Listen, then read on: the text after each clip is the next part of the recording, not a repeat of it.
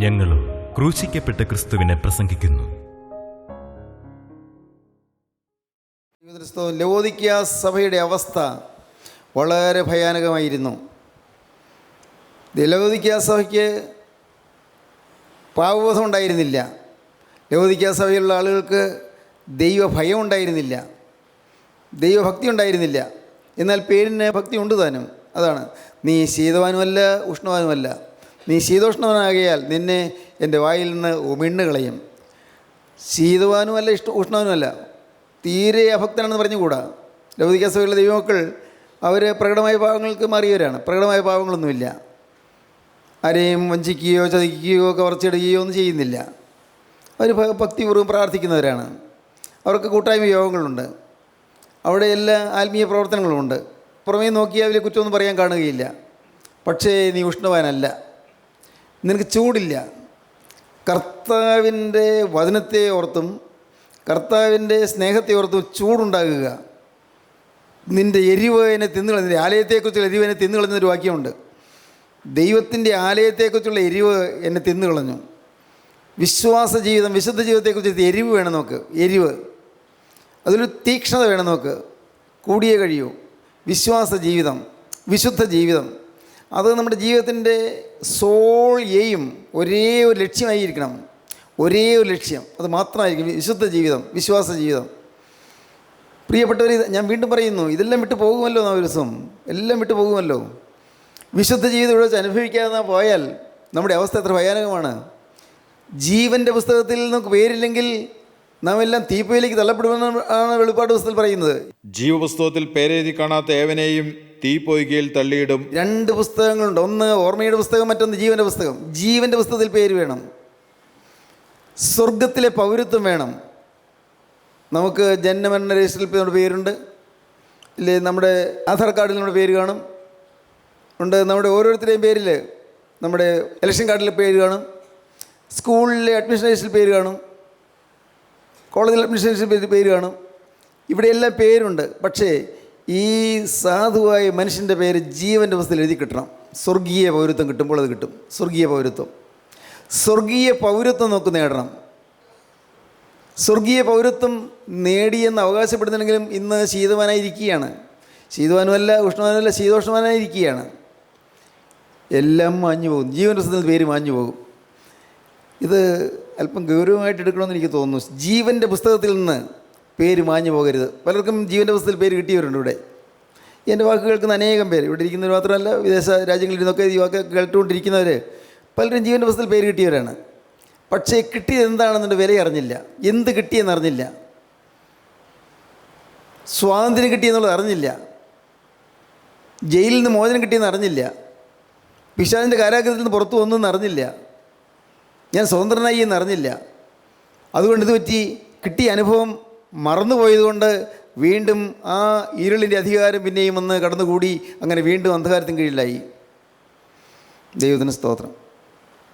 ദുരാത്മാവ് ഒരാളെ വിട്ടുപോയിട്ട് നീരില്ലാത്ത സ്ഥലങ്ങളിൽ അന്വേഷിച്ച് നടന്നു. അവസാനം ഞാൻ ഇരുന്ന സ്ഥലത്തേക്ക് വീണ്ടും മടങ്ങി ചെല്ലുന്നുണ്ട്. വീണ്ടും വന്നു നോക്കിയപ്പോൾ അലങ്കരിച്ച് വൃത്തിയായിട്ടിരിക്കുന്നു. അപ്പോൾ എന്ത് പറ്റി? അവൻ തന്നിലും ദുഷ്ടതയേറിയ 7 ദുരാത്മാക്കളെ കൂട്ടിക്കൊണ്ടൊന്നും അകത്ത് കയറി പാർത്തു. ദുരാത്മാവ് വിട്ടുപോയതായിരുന്നു. ഒരു ദുരാത്മാവ് അല്ലെങ്കിൽ ഒരു ഭൂതം വിട്ടുപോയതായിരുന്നു. എന്നാൽ അവൻ പല സ്ഥലത്തും ഇങ്ങനെ അലഞ്ഞ് നടക്കുകയാണ്. അവനെവിടെയെങ്കിലും ഒരു മനുഷ്യനിൽ കൂടി മാത്രമേ ദുരാത്മാവിനെ പ്രവർത്തിക്കാൻ പറ്റൂ. മനുഷ്യനിലോ അല്ലെങ്കിൽ ജീവനുള്ള ഒരു ജീവി, മൃഗത്തിലോ അല്ലെങ്കിൽ ഏതെങ്കിലും ജീവനുള്ളവയിൽ കൂടി മാത്രമേ ഈ ദുരാത്മാവിന് പ്രവർത്തിക്കാൻ പറ്റൂ.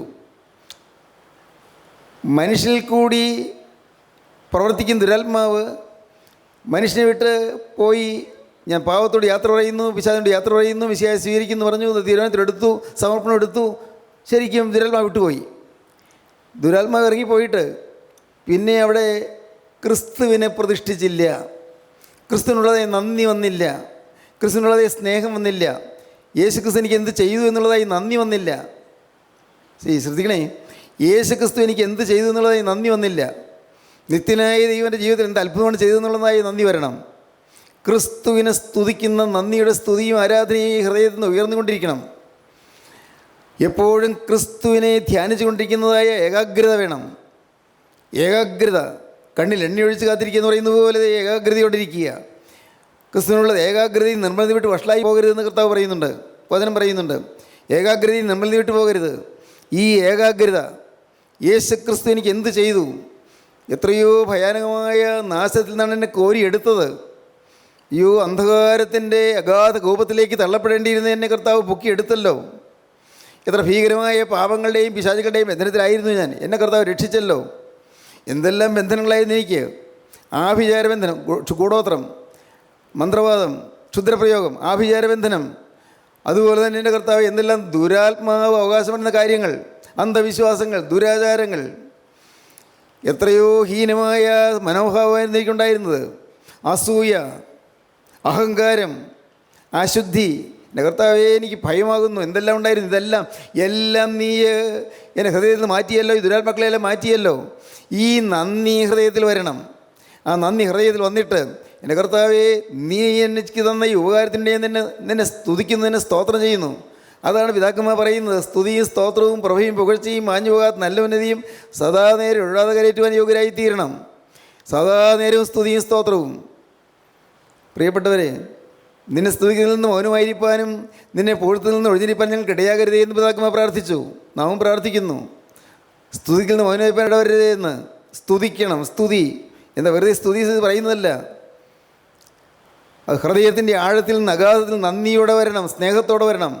അങ്ങനെ സ്തുതി വരാത്തതുകൊണ്ട് എന്ത് പറ്റിയത് അവിടം ശൂന്യമായി കിടക്കുന്നു. കർത്താവ് അവിടെ വന്നിരിപ്പില്ല, യേശുക്രിസ്തുവിന് ഇടം കിട്ടിയില്ല. അപ്പോൾ ദുരാത്മാവ് പറഞ്ഞു, ഇവിടെ ആരുമില്ല, കയറി പാർക്കാൻ പറ്റിയ സ്ഥലമാണ്. വേറെ 7 എണ്ണത്തെ കൂടി കൂട്ടിക്കൊണ്ടുവന്നു. ഇപ്പോൾ മുമ്പുള്ളതിനേക്കാൾ കഷ്ടം. ഏതാണ് നിന്നിൽ വെളിച്ചം ഇരുട്ടായാൽ ഇരുട്ട് എത്ര വലിയത്. ഇപ്പോൾ മുമ്പിലത്തേക്കാൾ ഭയാനകമായ അവസ്ഥ വന്നു. അതാണ് മദ്യപാനം വിട്ടവർ മദ്യപാനത്തിലേക്ക് പോകുമ്പോൾ പിന്നെ നിയന്ത്രണമില്ലാത്ത പോക്കാണ്. വൃത്തികെട്ട ജീവിതം വിട്ടവർ ആ വൃത്തികെട്ടിലേക്ക് പിന്നെയും പോകുമ്പോൾ അത് പിന്നെ അനിയന്ത്രിതമായ രീതിയിൽ അവർ നാശത്തിലേക്ക് കൊണ്ടുപോകുന്നു. അതുപോലെ പല അനർത്ഥങ്ങൾ നേരിടുന്നു. ദുരാത്മാവ് ഇങ്ങനെ അനേകരെ വശീകരിച്ച് പിടിച്ചു വെച്ചിരിക്കുകയാണ്. ദൈവത്തിന് സ്തോത്രം. നമ്മുടെ പേര് സ്വർഗത്തിൽ എഴുതപ്പെടണം. നാം നിരന്തരം ദൈവത്തെ സ്തുതിക്കണം. എൻ്റെ കർത്താവേ എനിക്ക് അർഹതയില്ലാത്ത സ്ഥാനത്ത് എൻ്റെ പേര് കിട്ടിയല്ലോ. എന്താണത്? സ്വർഗത്തിൻ്റെ പൗരത്വമാണ് കിട്ടിയത്. ഫിലിപ്പിയ ലേഖനം 3-ാം അധ്യായം ലാസ്റ്റ് പാരഗ്രാഫ് വായിക്കാം. ഫിലിപ്പിയ ലേഖനം 3-ാം അധ്യായം അവസാനത്തെ ഖണ്ഡിക.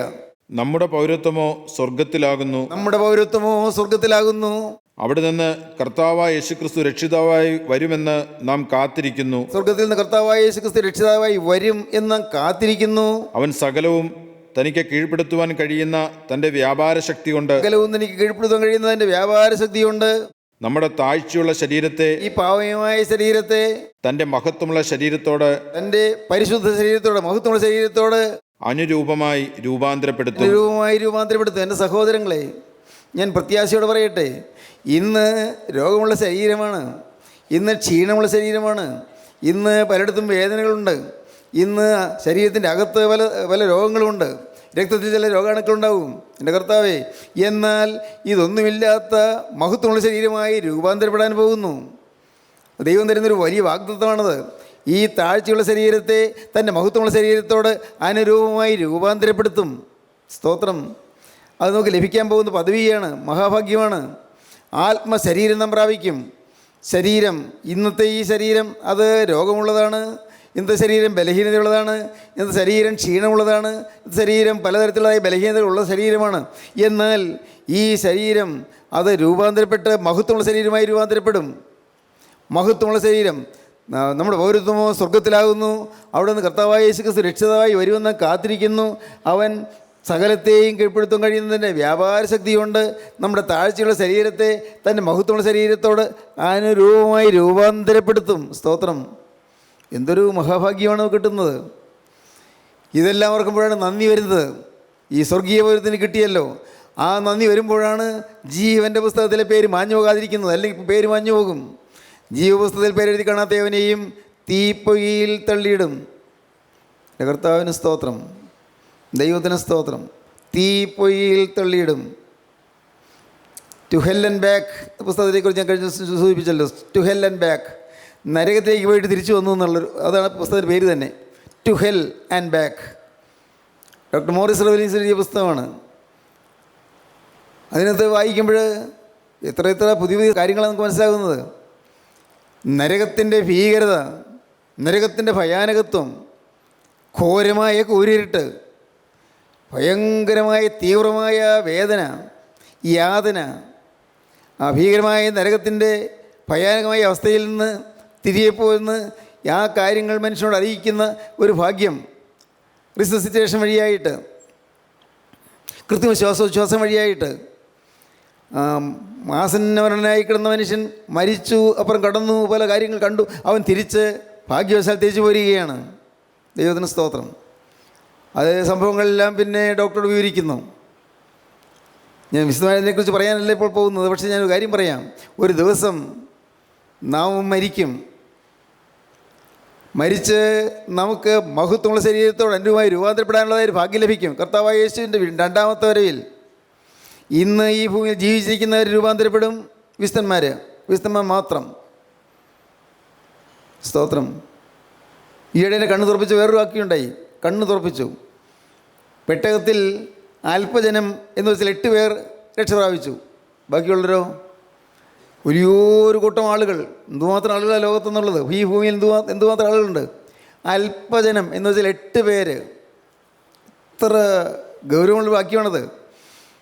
ഞാൻ വായിക്കാറുണ്ട്. പക്ഷേ അതിൻ്റെ ആ ഡെപ്ത്, അതിൻ്റെ ആഴത്തിലേക്കൊന്നും ചിന്തിച്ചിട്ടില്ലായിരുന്നു. ഇത്രയേറെ ആളുകളുള്ള ലോകത്ത്, ഭൂമിയിൽ, നോഹയുടെ കാലത്ത്, ഭൂമി ജനപ്പെരുപ്പം കൊണ്ട് നിറഞ്ഞിരിക്കുന്ന ആ കാലത്ത്, അന്ന് ആകെ രക്ഷപ്പെട്ടവർ 8 പേർ മാത്രമേ ഉള്ളൂ. 8 പേർ. പ്രിയ സഹോദരങ്ങളെ, ഞാൻ ഭയത്തോടെ പറയട്ടെ, എൻ്റെ കർത്താവേ അവിടുത്തെ കൃപയിൽ ഞാൻ ആശ്രയിച്ചുകൊണ്ട് പറയട്ടെ, ഇന്ന് നമ്മെല്ലാവരും യോഗത്തിനൊക്കെ വരുന്നുണ്ട്, എല്ലാവരും കൂടി വരുന്നുണ്ട്. നല്ലത് തന്നെ. പക്ഷേ നമ്മളെത്ര പേര് രക്ഷപ്പെടും? എനിക്ക് ഭയമാകുന്നു, എനിക്ക് പേടിയാകുന്നു. എത്ര പേര് രക്ഷപ്പെടുമെന്ന് മാനസാന്തരപ്പെടുമെന്ന് പറയുന്ന അനേക ആളുകളുണ്ട്. കൂട്ടായ്മ യോഗം നടത്തുന്ന അനേക ആളുകളുണ്ട്. വചനം പ്രസംഗിക്കുന്ന അനേക ആളുകളുണ്ട്. ദൈവവേല ചെയ്യുന്ന അനേക ആളുകളുണ്ട്. എത്ര പേര് രക്ഷപ്പെടും? ദൈവത്തിന് സ്തോത്രം. നീതിമാൻ പ്രയാസം രക്ഷ പ്രാപിക്കുന്നെങ്കിൽ അഭക്തൻ്റെയും പാപിയുടെയും ഗതി എന്താകും? നീതിമാൻ പോലും രക്ഷപ്പെടുന്ന പ്രയാസേനയാണ്. വളരെ പ്രയാസമാണെന്നാണ് കർത്താവ് പറയുന്നത്. ദൈവത്തിന് വചനമാണത്. നീതിമാൻ പ്രയാസം രക്ഷ പ്രാപിക്കുന്നെങ്കിൽ അഭക്തൻ്റെയും പാപിയുടെയും ഗതി എന്താകും? ഇന്നതുപോലെ ദിവസം കർത്താവായ യേശു വീണ്ടും വരും. അന്ന് വിശുദ്ധന്മാർ മാത്രം, തൻ്റെ തിരക്തത്താൽ കഴുകപ്പെട്ടവർ മാത്രം രൂപാന്തരം പ്രാപിച്ച് പറന്നുയരും. പ്രാക്കൾ ചിറകടിച്ച് പറക്കുന്നത് പോലെ ഒരു ചെറിയ കൂട്ടം ആളുകൾ, വിശുദ്ധന്മാർ മാത്രം പറന്നുയരും. ബാക്കിയുള്ളവരോ എല്ലാവരും ഈ ഭൂമിയിൽ തന്നെ ഉണ്ടായിരിക്കും. ഏതോ ഭൂകമ്പം ഉണ്ടായി വിചാരിക്കും, ഭൂമി കുലുങ്ങുകയാണെന്ന് വിചാരിക്കും. വലിയ ഒച്ചപ്പാടുകളൊക്കെ ഉണ്ടാകും. ആളുകൾ ഭയചകിതരാകും, അനേകർ പരിഭ്രാന്തരാകും. പക്ഷേ ഒരു ഫലവുമില്ല. യേശുക്രിസ്തു വന്ന് മധ്യാകാശത്തിൽ നിൽക്കുമ്പോൾ ആ കാന്തം അവിടെ പിടിക്കുമ്പോഴേക്കും ഇവിടുന്ന് കാന്തത്തിലേക്ക് ആകർഷണമുള്ളതെല്ലാം പറന്നു ചെല്ലും. സ്തോത്രം. ഇവിടെ കുറേ മണലുണ്ടെന്ന് വിചാരിക്കൂ, കുറേ മണ്ണുണ്ടെന്ന് വിചാരിക്കൂ. അതിലവിടെ ചില മുട്ടുസൂചികളുണ്ട്. അവിടെ ഒരു കാന്തം അവിടെ പിടിക്കുന്നു. ആ മുട്ടുസൂചി മാത്രം വന്ന് ഈ കാന്തത്തിലേക്ക് പിടിക്കും, മറ്റെല്ലാം അവിടെ തന്നെ കിടക്കും. എന്നതുപോലെ, മനസ്സിലായല്ലോ, എന്നതുപോലെ യേശുക്രിസ്തുവിൻ്റെ തിരക്തത്തിൽ കൂടിയുള്ളതായ പാപക്ഷമ അനുഭവിച്ച വിശുദ്ധന്മാർ മാത്രം അവിടെ ആ കാന്തത്തിലേക്ക്, കർത്താവായ യേശുവിലേക്ക് ചേർക്കപ്പെടും. സ്തോത്രം. അല്ലാത്തവരെല്ലാം ഉപേക്ഷിക്കപ്പെടും. പൗരത്വം സ്വർഗത്തിലാണ്. പൗരത്വം സ്വർഗത്തിൽ കിട്ടണം. അവർക്ക് മാത്രം രക്ഷയുണ്ട്. ഇന്ന് ഇത് കേട്ടുകൊണ്ടിരിക്കുമ്പോൾ നിങ്ങൾ ചിന്തിക്കുമോ, എൻ്റെ കർത്താവേ, എൻ്റെ ജീവിതത്തിൽ ആ ഭാഗ്യം എനിക്ക് കിട്ടിയോ? എനിക്ക് സ്വർഗീയ പൗരത്വം കിട്ടിയോ? എൻ്റെ സഹോദരങ്ങളെ, ഈ സ്വർഗീയ പൗരത്വം കിട്ടാൻ നിങ്ങൾ മറ്റൊന്നും ചെയ്യണ്ട. നിങ്ങൾ തീർത്ഥയാത്രയൊന്നും പോകണ്ട. പോകാൻ രോഗം ഒന്നും ഇല്ലെങ്കിൽ പൈസ ഉണ്ടെങ്കിൽ പോയിക്കോട്ടോ, അതിന് കുഴപ്പമൊന്നുമില്ല, ഒരു ടൂർ പോലെ പോകാമല്ലോ. പക്ഷേ തീർത്ഥയാത്രയൊന്നും വേണ്ട. നിങ്ങൾ വലിയ ആഘോഷങ്ങളൊന്നും വേണ്ട. അതിനുവേണ്ടി നിങ്ങൾ പുണ്യസ്ഥലങ്ങൾ സന്ദർശിക്കേണ്ട. പ്രിയപ്പെട്ടവരെ, അങ്ങ് ചിലരൊക്കെ ബേത്ലഹേമിലൊക്കെ പോയി എന്ന് പറയും. ബേത്ലഹേമിൽ പോയി, യെരൂശലേമിൽ പോയി എന്നൊക്കെ പറയുന്നു. അങ്ങനെ യെരൂശലേമിലും ബേത്ലഹേമിൽ പോയി രക്ഷപ്പെടേണ്ട. ബേഥാനിയിലെ ലാസറിൻ്റെ ഭവനം കണ്ടു എന്നൊക്കെ പറയുന്നു. ഓക്കെ, കണ്ടോട്ടെ. ഇങ്ങനെയുള്ള വിദേശസഞ്ചാരം കൊണ്ടോ അല്ലെങ്കിൽ ഇങ്ങനെയുള്ള തീർത്ഥയാത്ര സംഘത്തിൽ കൂടിയതുകൊണ്ടൊന്നും രക്ഷപ്പെടാൻ പോകുന്നില്ല. രക്ഷപ്പെടാൻ ഒരേ ഒരു വഴി മാത്രമേ ഉള്ളൂ. നിൻ്റെ വീട്ടിൽ നീ ഇരിക്കുന്നിടത്ത് ഒരു കൊച്ചു കുടിലാണെങ്കിലും ഒരു ചെറ്റക്കുടിലാണെങ്കിലും അവിടെ നീ വിനയത്തോടെ ഇരുന്നു കൊണ്ട് കർത്താവേ പാപിയായ എന്നോട് കരുണ തോന്നണമേ എന്ന് പറഞ്ഞ് നിങ്ങൾ നിലവിളിക്കുമ്പോൾ, കർത്താവേ എനിക്ക് അനേകം പാവങ്ങൾ വന്നു പോയല്ലോ, കർത്താവേ അറിഞ്ഞു അറിയാതെയും തെറ്റുകൾ സംഭവിച്ചു പോയല്ലോ, എൻ്റെ ദൈവമേ എൻ്റെ ചിന്തകളിൽ പാവമേറെ കുടികൊണ്ടല്ലോ, എൻ്റെ നാവിലെ വാക്കുകൾ പലതും പാവമയമായിരുന്നല്ലോ, അശുദ്ധമായ വാക്കുകൾ ഞാൻ ശബ്ദിച്ചു പോയല്ലോ, ഞാൻ പിരാഗിപ്പോയല്ലോ, ഞാൻ ശപിച്ചു പോയല്ലോ, ചിലരെ ദ്വേഷിച്ചു പോയല്ലോ, ചിലർക്ക് ദൂഷണം പറഞ്ഞു പോയല്ലോ. കർത്താവേ എന്തെല്ലാം തെറ്റുകൾ എനിക്ക് വന്നു പോയത്.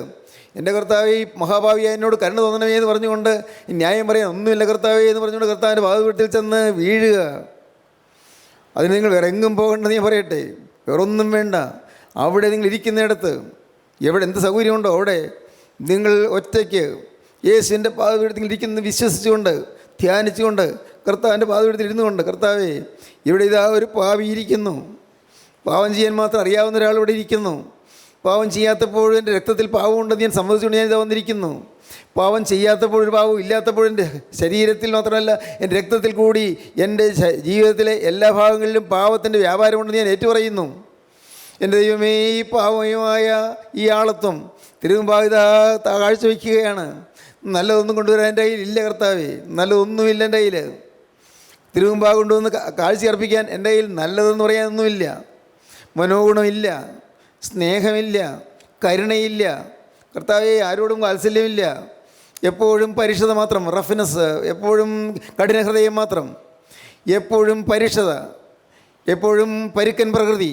എൻ്റെ കർത്താവേ, എൻ്റെ ആരോട് ഇണങ്ങാത്ത പ്രകൃതി, എൻ്റെ ദൈവമേ പിശുക്ക് സ്വഭാവം. കർത്താവേ എനിക്ക് ദൈവം തന്ന പണം ഞാൻ അന്യായമായി ചെലവഴിക്കുന്ന സ്വഭാവം, എന്തെല്ലാം കർത്താവ് ഉണ്ടായിരുന്നത്, എല്ലാം ഉള്ള ഈ ഹീനമായ ആളത്വമാണ് ഇപ്പോൾ തിരുവൻഭാഗം വന്ന് മുട്ടുമടക്കിയിരിക്കുന്നത്. എന്നോട് നീ ഒന്ന് മനസ്സലിയണം, എൻ്റെ മേൽ നിൻ്റെ തൃക്കരം നീട്ടണം കർത്താവേ. അന്ന് കുരിശിൽ വിരിച്ച തൃക്കരം, കുരിശിൽ ആണി അടിച്ച് തകർന്നതായ കരം, യേശുവേ ഇപ്പോൾ ആ കരം, അന്ന് അരിമത്തിക്കാരൻ യോസേപ്പ് കുരിശിൽ നിന്ന് ആ കരം ഊരിയെടുത്തു, ആണി ഊരി മാറ്റി. കർത്താവേ ഇന്ന് ആ തൃക്കരം എൻ്റെ മേലൊന്ന് വെക്കണമേ.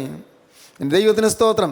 ഈ പാവിയായ മനുഷ്യൻ്റെ മേൽ തൃക്കരം ഒന്ന് വെക്കണമേ കർത്താവേ. എൻ്റെ ഒരേ ഒരു ആശ വീണ്ടും ചെന്നിട്ട് പറയുകയാണ്, ഒരേ ഒരാശ, എനിക്കൊരു വിശുദ്ധനാകണം, ഈ ലോക ജീവിതത്തിൽ വിശുദ്ധനായി ജീവിച്ച ജീവിതം തീർക്കണം കർത്താവേ. എപ്പോൾ കടന്നു വന്നാലും കർത്താവേ ഇവിടെ കയറി വരിക എന്നുള്ള ശബ്ദം കേട്ടുകൊണ്ട് പറന്നു വരണം, ഇവിടെ കയറി വരിക എന്നുള്ള ശബ്ദം എനിക്ക് കേൾക്കണം.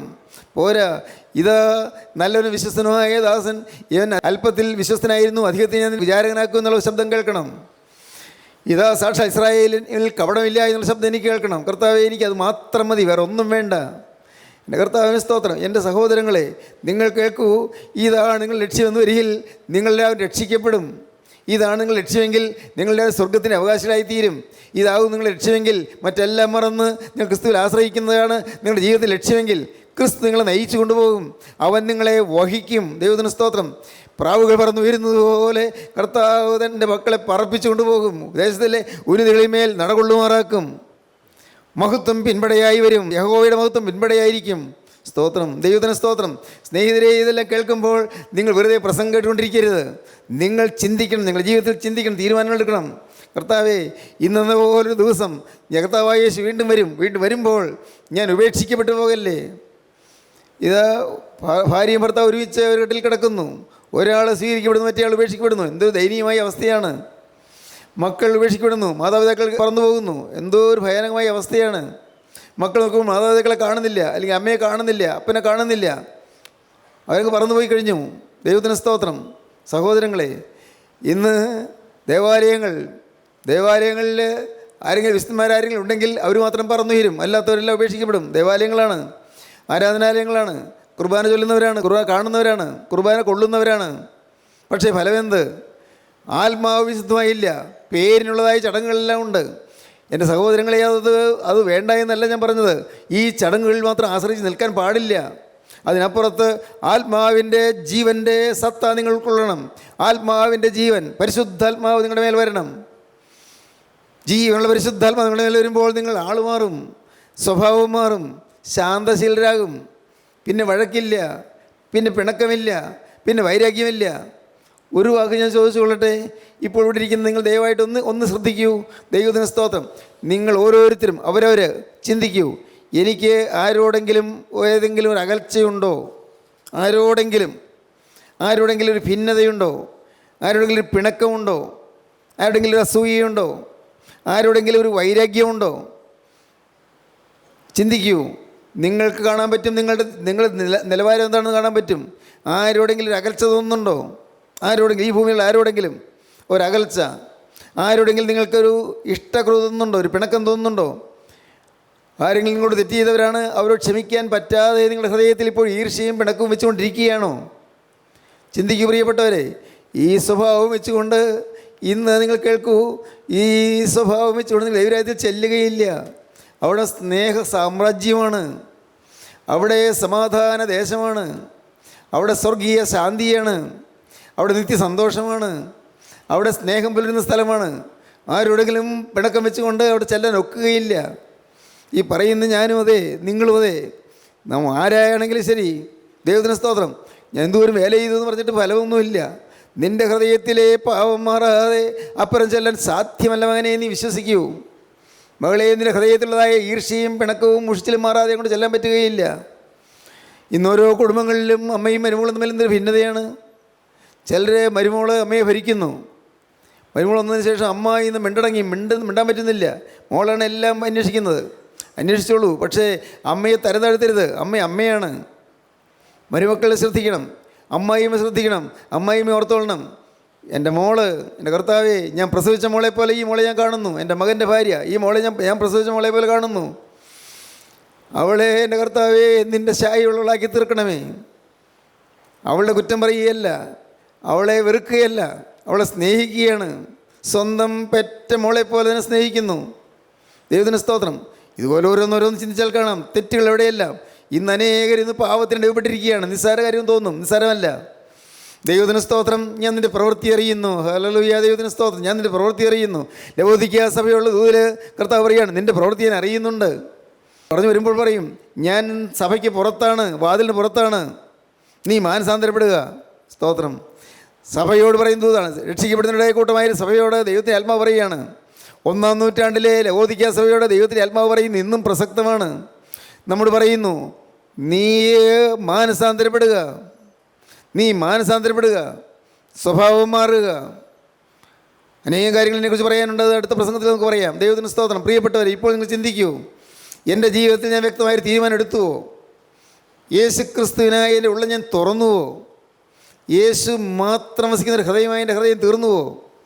എൻ്റെ ഈ ചെറിയ ഹൃദയത്തിൽ എൻ്റെ കർത്താവേ, മഹാപരിശുദ്ധനായ യേശു എന്ന് വസിക്കുന്ന മഹാസൗഭാഗ്യം എനിക്ക് തരണമേ. നിങ്ങൾ പ്രാർത്ഥിക്കുമോ? ദൈവത്തിന് സ്തോത്രം. യേശു ക്രിസ്തു, അത്യുന്നതനായ ക്രിസ്തു, നിത്യതേജോമയനായ ക്രിസ്തു, മഹത്വത്തിൻ്റെ ഉടയനായ ക്രിസ്തു, തേജോരൂപിയായ ക്രിസ്തു, സ്വർഗീയന്മാർ, സ്വർഗീയ മാലാഖമാർ, 6 ചിറകുള്ള സ്രോപന്മാർ, 2 ചിറകുകൊണ്ട് മുഖം മൂടി, 2 ചിറകുകൊണ്ട് പറന്നു നിന്ന്, 2 ചിറകുകൊണ്ട് കാല് മൂടി നിന്ന് പറന്ന് ഉല്ലസിച്ച് ദേഹോയായ ദൈവം പരിശുദ്ധൻ പരിശുദ്ധൻ പരിശുദ്ധൻ എന്ന് ആർത്താഘോഷിച്ച് മഹത്വപ്പെടുത്തുന്ന കർത്താവായ യേശു ക്രിസ്തു എൻ്റെ ദൈവമേ എൻ്റെ ഹൃദയത്തിൽ വസിക്കുന്നുണ്ടോ? കർത്താവേ, ഞാനിതാ എൻ്റെ ഹൃദയം തുറക്കുന്നു. എൻ്റെ സകല മുൻവിധികളും ഞാൻ മാറ്റുന്നു. എൻ്റെ ജീവിതം ഞാൻ നിനക്ക് തരുന്നു. നാഥ, ഇപ്പോൾ എന്നെ തൊടണമേ, എന്നെ നീ സ്വീകരിക്കണമേ, എൻ്റെ മേൽ തൃക്കരം വയ്ക്കണമേ. എൻ്റെ കർത്താവേ, എന്നെ നിൻ്റെ മകനാക്കി നിൻ്റെ മകളാക്കി തീർക്കണമേ. നിൻ്റെ 2ാമത്തെ വരയിൽ പറന്നുയരുന്ന വിശുദ്ധന്മാരുടെ നിലയിൽ എന്നെ യോഗ്യനാക്കി തീർക്കണമേ. തിരുരക്തത്താൽ എൻ്റെ പാവക്കറകളൊക്കെയും കഴുകണമേ. എന്നെ പുതിയ സൃഷ്ടിയാക്കി മാറ്റണമേ. എല്ലാ പാവവും മാറി സ്വതന്ത്രനായി നിന്നെ സ്തുതിപ്പാനുള്ള ഭാഗ്യം എനിക്ക് തരണമേ. പ്രാർത്ഥിക്കൂ, വിവരങ്ങളിലേക്ക് ഏൽപ്പിക്കൂ. നമുക്ക് ഒരുമിച്ച് പ്രാർത്ഥിക്കാം. കാരുണ്യവാനായ ഞങ്ങളുടെ സ്വർഗീയ പിതാവേ, ഈ മനോഹരമായ സമയത്തിനായി ഞങ്ങൾ നിന്നെ സ്തുതിക്കുന്നു, ഞങ്ങൾ നിന്നെ സ്തോത്രം ചെയ്യുന്നു. അപ്പോൾ ഈ മക്കൾ എല്ലാവരെയും തുടരണമേ, അവിടെ അനുഗ്രഹിക്കണമേ. പാവത്തിൻ്റെ ഭയാനകമായ ബന്ധനത്തിൽ നിന്ന് മോചനം പ്രാപിച്ച് യേശുക്രിസ്തുവിൻ്റെ സ്വർഗീയ നഗരത്തിൻ്റെ പൗരത്വം പ്രാപിപ്പാൻ തക്കൊണ്ട് ഈ മക്കൾക്ക് ഭാഗ്യം നൽകണമേ. എല്ലാവരെയും കൃപയിൽ ആശീർവദിച്ച് പറഞ്ഞയക്കണമേ. അവിടെ രണ്ടാമത്തെ വേണ്ടി എല്ലാവരെയും ഒരുക്കണമേ. യേശുക്രിസ്തുവിൻ്റെ മഹത്വപൂർണ്ണമായ നാമത്തിൽ പ്രാർത്ഥിക്കുന്നവരുടെ കേൾക്കണം പിതാവേ. ആമീൻ. ഹല്ലേലൂയ. ദൈവത്തിന് സ്തോത്രം.